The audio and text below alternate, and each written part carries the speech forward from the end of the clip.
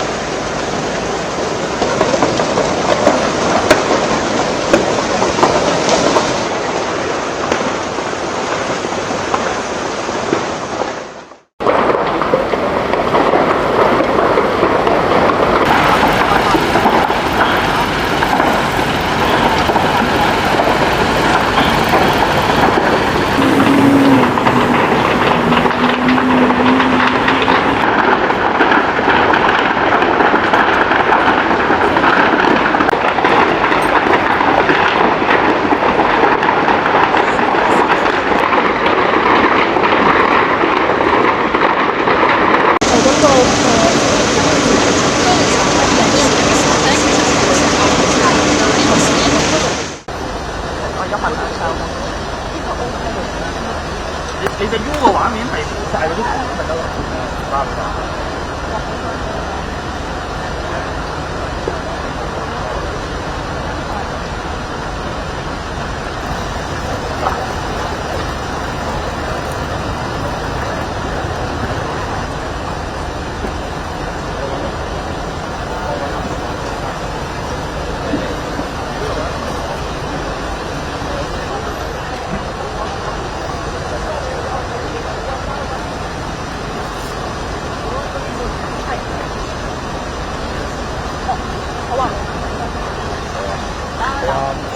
燒通係一路咁啊！我成個分享同埋最右手邊呢度，我話呢個係有錢。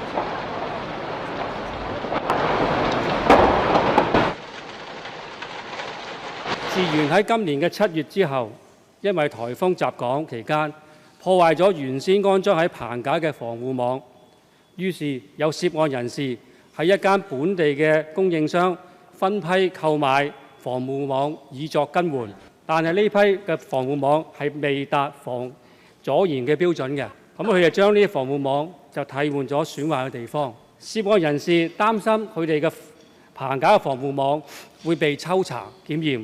為應付檢測，涉案人士喺同一間嘅本地供應商，以每卷100蚊購買115卷，約3700平方米。